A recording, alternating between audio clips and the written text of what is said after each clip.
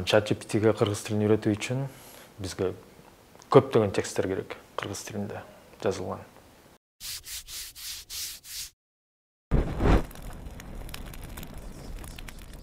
Негизи кыргыз тили бар да ChatGPT'де, бирок өтө начар иштейт, анткени онлайн материал өтө аз болгондо, алар материал чогултуп атканда. Эгерде биз болгон китептердин баарын кыргыз тилинде чыгарылган китептерди, гезиттердин баарын санариптештирип интернетке жайгаштырып койсок, негизи ошол OpenAI сыяктуу компаниялардын баары ошол тексттерди алып эле ушундай чоң тил модельдерине кошуп коет да, ChatGPT сыяктуу. Азыр эми жаңы өнүгүп, аябай дүркүрөп аткан кез, биз колдонуп калышыбыз керек бул моментти. Анан ошол эле OpenAI деген компания кайрылып, мына биз текст чогулттук, ушуну кошуп койгулачы айланайындар десек, менин оюмча алар баш тартышпайт. Исландиялыктар мисалы тыгыз иштеп атышат. 40 адам отуруп, ошо ChatGPT'ге өздөрүнүн исланд тилин кошуп атышат да.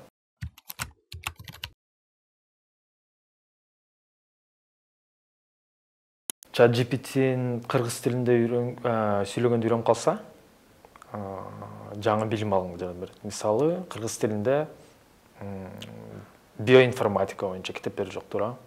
Астрофизика жөнүндө деле китептер жок болушу мүмкүн. Бул жасалма интеллекттин бир сыпаттарынын бири. Англис тилинде маалымат алып, мындай үйрөнгөн да, ошол англис тилинде үйрөнгөн нерсени кыргызча айтып бере алат.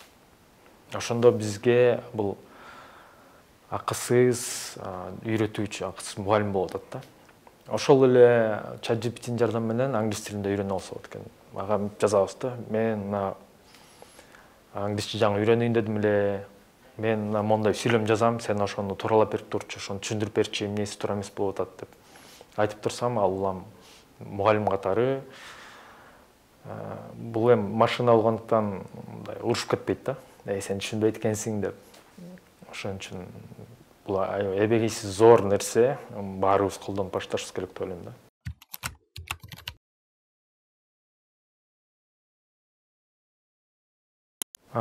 ChatGPT'ге чейин мен өзүм отурчумун да, эмнеден баштасам болот, эмнелерди айтып беришим керек эле, эмнелерди унутуп калган жокмунбу деп эле.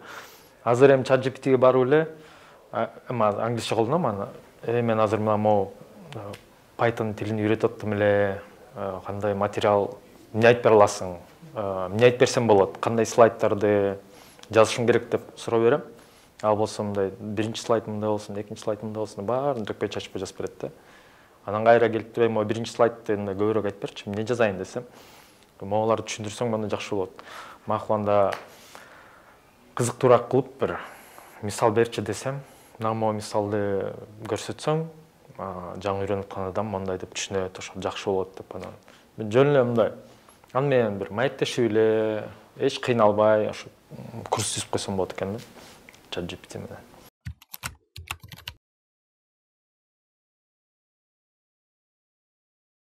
Өзү мындай туура айтып атам деп өзү ойлоп, мен мына мону десең болот деп берип коет, чынында туура эмес болуп калат да көбүнчө. Барып аны оңдоп кетесиң. Бирок сен эгерде тажрыйбалуу программист болсоң, анда оңой эле кайсы жерден ката кетип атканын көрүп, оңдоп койсо болот.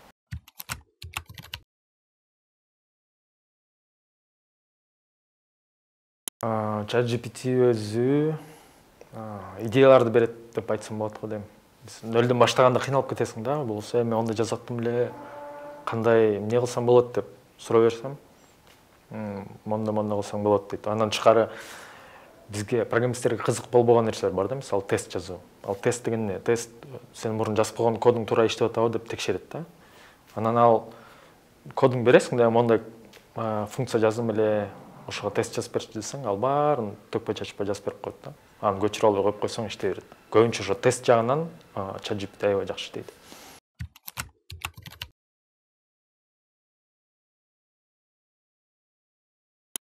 Азыр могу ChatGPT'ден тышкары GitHub Copilot деген бар. GitHub Copilot өзү ошо OpenAI компаниясы менен биргеликте жасалган, Microsoft жана OpenAI экөө жазышкан. Ал ошо код жазган редакторго кошуп койсоң, кичине мындай комментарий жазасың да, мен азыр мондай функция жазайын деп аттым эле деп туруп жазып келатсаң эле өзү монча кодду чыгарып берип коет мээ кой деп элечи.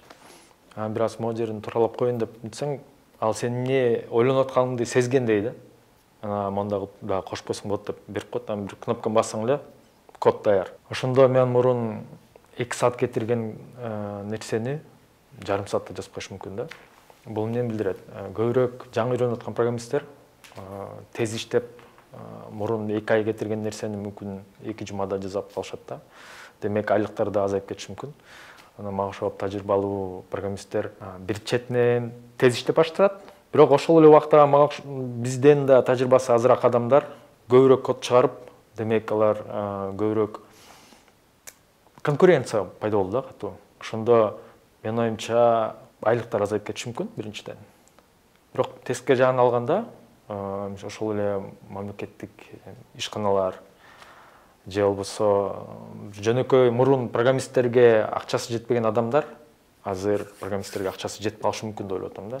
Анткени мен бир нерсени тезте жаза калдым, клиенттеп отуруп калдым дейли, бирөө келип калды, анткени оңой эле нерсе турбайбы деп, жанагы жасалма интеллекттин жардамы менен эле анткени эле тезирээк жазып койдум да. Ошондо тезирээк жазадым, демек көбүрөөк клиент ала алам да. Демек азыраак сурап, арзаныраак жасап бергенге да шарт түзүлүп атат.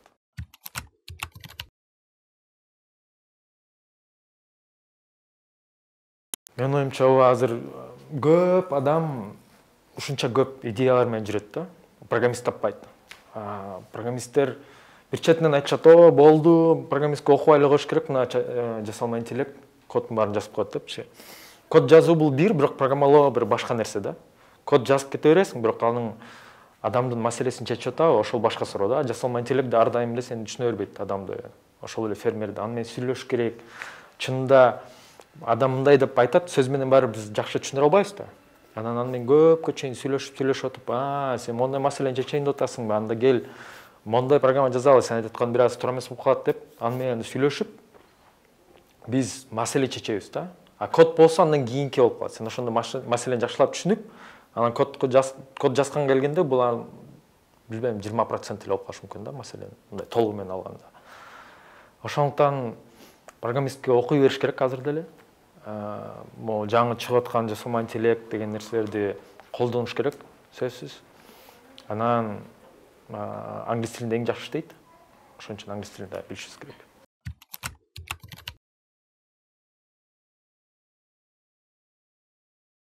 Биринчиден мындай жөнөкөйрөөк нерселерди алганда, мындай кылмыш иштерин жасаганга оңойраак болуп калды да. Кечээ эле бир жаңылыктарды көрүп калдым. Бирөөлөр адамдын үнүн көчүрүп алып, биз мына барымтага алдык, $1,000,000 бергиле, сенин кызың бизде дептир да. Ал кызынын үнүн көчүрүп алыптыр. Ал машинага жедирип койгон, мондай текст сүйлө деп.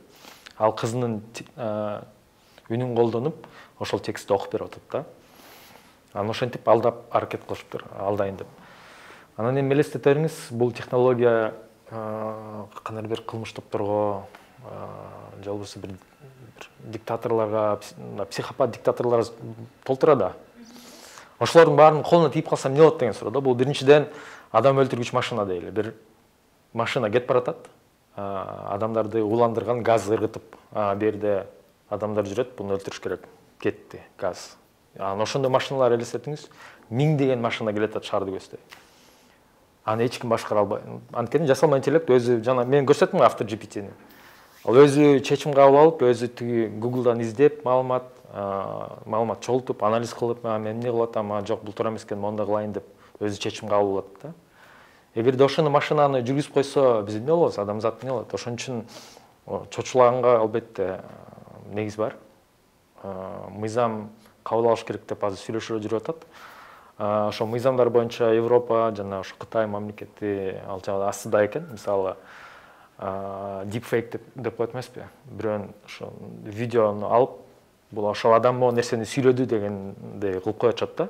Эгерде ошондой видео чыгара турган болсоң, сен бул видео жасалма интеллект менен жасалган деп жазып коюшуң керек экен, ошо Кытайда болуш керек. Эгерде антип жазбасаң, сени автор экенин билип калса, сени соттобойшот да.